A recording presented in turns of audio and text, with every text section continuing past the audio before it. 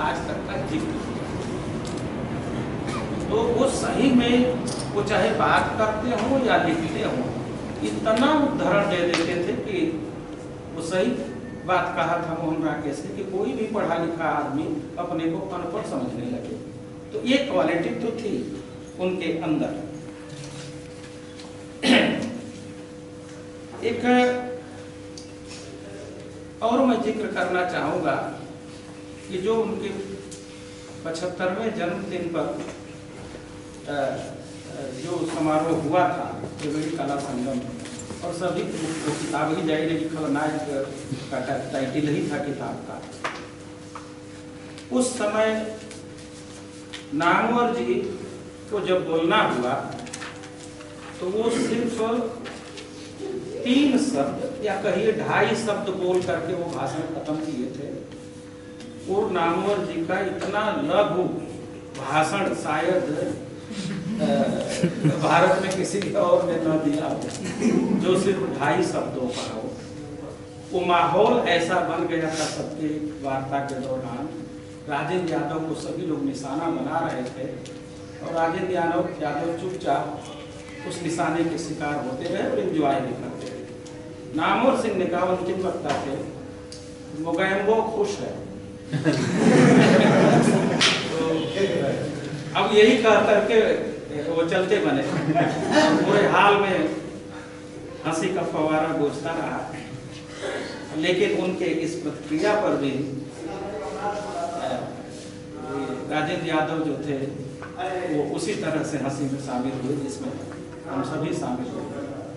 शाम को और इसके शिखर पर पहुंच गया उनका व्यक्तित्व। चाणक्यपुरी में एक IAS अफसर थे जिन्होंने उनके 75वें जन्मदिन पर एक बहुत बड़ी पार्टी दिया था।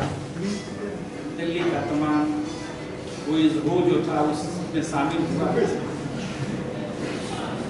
उस पार्टी में नामवर सिंह आए कहीं से, एक क्योंकि वो दशहरे का वक्त था, तो वो एक रावण का पुतला लेकर के आए 10 मुंह वाला, और उन्होंने राजेंद्र यादव के सिर पर बांध दिया। और देखिए राजेंद्र यादव का भी वो बड़ापन देखिए कि कोई दूसरा होता तो फट से पुतला को फेंक देता, लेकिन वो 3-4 घंटे तक पार्टी चली रही। वो पुतला बैठे रहे बांधे, और सब लोग ये देखा गया कि उस पुतला बांधने का परिणाम ये हुआ कि हर कोई उनके साथ अपना फोटो खिंचा। पूरी पार्टी में कोई ऐसा व्यक्ति नहीं रहा होगा जो वो फोटो उनके साथ न खिंचवाएगा। तो इस तरह के व्यक्तित्व वाले थे। दूसरा एक और मैं कहना चाहूँगा, ये बात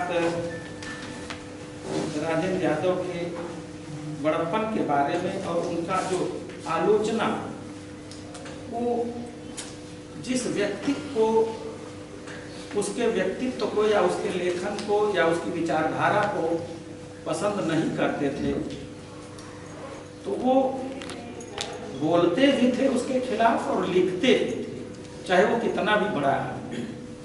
ऐसे में हंस के एक एडिटोरियल में बहुत इंटरेस्टिंग एडिटोरियल था, वो रामविलास शर्मा का जिक्र करते हैं। जब राजेंद्र यादव जाहिर आगरा में थे, वहीं पैदा हुए थे तो वहीं थे, बाद में दिल्ली को देर से आए। तो रामविलास शर्मा के साथ और दूसरे भी साहित्यकार वहाँ थे, उनकी मंडली जमती थी वहाँ, साथ में लोग बैठते थे, चाय खाने में बहसें होती थी। वो जिक्र करते हैं रामविलास शर्मा का कि रामविलास शर्मा अकेले ऐसे व्यक्ति थे जो नौकरी करते थे। जाहिर है कि वहाँ बलवंत कॉलेज में वो इंग्लिश के लेक्चरर थे शुरू में, तो उन्होंने कहा कि वो अकेले ऐसे व्यक्ति थे जो नौकरी करते थे, लेकिन पॉकेट में हाथ बड़ा मुश्किल से डालते थे। और फिर वो आगे लिखते हैं कि इस कला को आगे चल करके नामवर सिंह ने बड़ी भांति से तो वो किसी को छोड़ते नहीं थे। ऐसे ही उन्होंने अशोक वाजपेयी यद्यपि बड़े गहरे दोस्त थे उनके, लेकिन हमेशा जब वो अशोक वाजपेयी का जिक्र करते थे हंस में, वो प्लूरल में उनको संबोधित करते थे, वाजपेयियों। हाँ, वाजपेयियों का कहना है या कुछ इस तरह से। वो कहने का मतलब कि जब ब्राह्मणवाद पर चोट करते थे तब वो कहते थे वाजपेयियों का कहना, ऐसे। और उस संदर्भ में एक संपादकीय में और मैं सुनाना चाहता हूँ, रिपोर्ट करना चाहता हूँ कि हर कमिटी, हर निर्णायक मंडल में अशोक वाजपेयी, विद्यानिवास मिश्रा साथ होते थे। दोनों ही वर्तमान के प्रदूषण से साहित्य को बचाना चाहते थे। दोनों की शांति वह साहित्य भंग करता है जो इस यथास्थितिवाद में परिवर्तन की मांग करता है। सत्ता के इन दोनों केंद्रों के बीच कुशल समीकरण बैठाते तीसरे सत्ता के केंद्र हैं डॉक्टर नामवर सिंह। वे इन दो संस्थाओं के बीच व्यक्तिगत पराक्रम के दिलचस्प उदाहरण हैं। वे दोनों जगह हैं मगर घोषित रूप से कहीं नहीं, न हियों में न शियों में स्थित सर्कस के आसमानी झूला नट। तो इस तरह से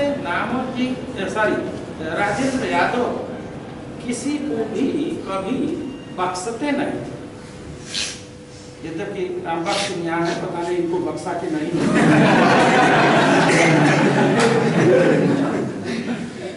अच्छा, शायद यही कारण था कि नामवर सिंह की बहुत बेबाक टिप्पणी है विश्वविद्यालयों के बारे में, कि विश्वविद्यालयों को वो साहित्य का कब्रिस्तान कहते थे। इस पर भी काफी हंगामा हुआ था। तो हंस के कहने का मतलब कि हंस के संपादकीय ने साहित्य, आधुनिक साहित्य में एक नया मोड़ दिया और हंस ने हाशिए पर रहने वालों को जाहिर है कि उन्होंने उठाया। और जो उनके प्रमुख मुद्दे अभी जिक्र हुआ है, दलित स्त्री विमर्श, और तीसरा मुद्दा एक उठा सांप्रदायिकता है, बजरंग जी ने उसका जिक्र किया है। और इसीलिए राजेंद्र यादव का कहना था कि ईश्वर मानव का सबसे बड़ा आविष्कार है, और इसी आविष्कार के चलते आप जानते हैं कि इसी की देन जो है वो दलित समस्या है, वो स्त्री की भी समस्या है और सांप्रदायिकता की समस्या है। इस समय ईश्वर के ही बहाने ये सारी शोषण का शिकार ये सारे इन वर्गों के लोग हो रहे हैं।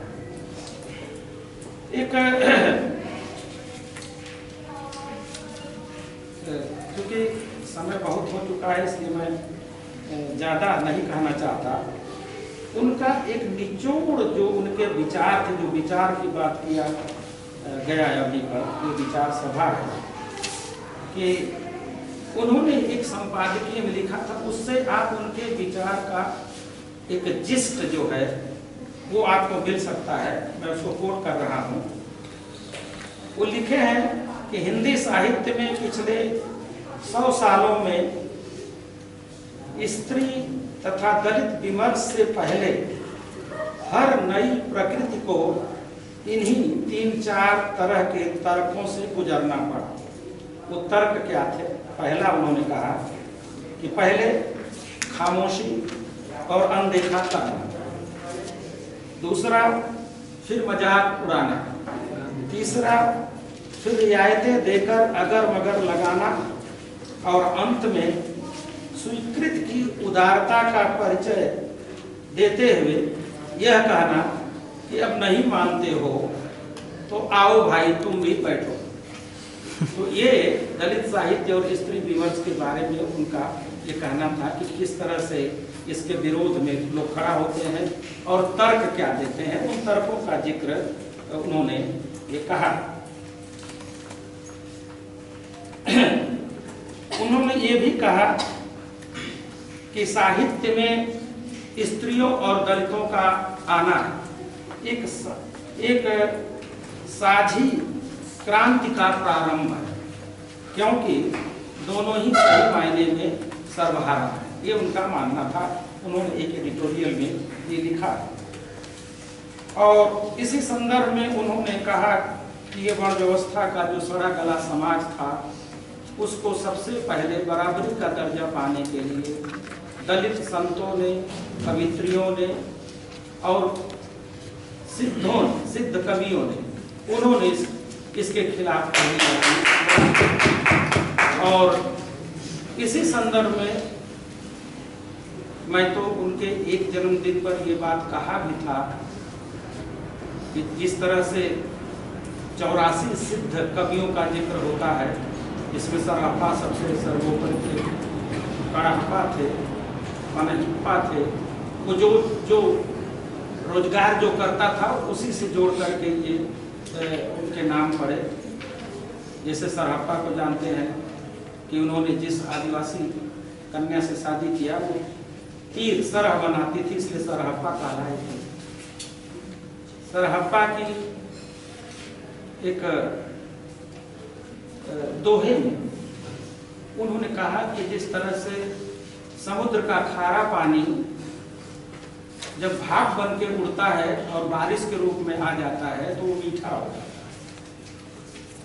तो उसी संदर्भ में मैंने राजेंद्र यादव के बारे में मेरा कहना है कि उन 84 सिद्धों के अलावा ये 85वें सिद्ध थे, उसी तरह से अवगा। और इतना ही नहीं बल्कि खारी स्याही, जिस तरह से खारा पानी समुद्र का मीठे जल के रूप में बारिश में आ जाता है, राजेंद्र यादव खारी स्याही भी खारी होती है, उससे उनकी कलम से निकली हुई चीज में वही मिठास होती थी जो खारे समुद्र के पानी को बूंदों में बदल जाने में होती है। ये मैं राजेंद्र यादव को अपनी तरफ से मेरी इस तरह की श्रद्धांजलि है। अंतिम बात मैं कहना चाहूँगा राजेंद्र यादव के बारे में। वो संसद से सड़क तक धूमिल का एक कविता संग्रह आप लोग पढ़े होंगे। उसमें राजकमल चौधरी जो लेखक थे, कवि थे पटना के, उनकी भी मृत्यु 1967 में ही हो गई थी। उनकी याद में धूमिल ने एक कविता लिखा था, बहुत लंबी कविता। वह कविता राजकमल के बारे में थी, लेकिन उसका जिक्र मैं राजेंद्र यादव के संदर्भ में करके अपनी बात खत्म करना चाहता हूँ। वो कविता यह थी कि उसे जिंदगी और जिंदगी के बीच कम से कम फासला रखते हुए जीना था। यही वजह थी कि वह एक की निगाह में भला आदमी था तो दूसरे की निगाह में कमीना था। बहुत बहुत धन्यवाद।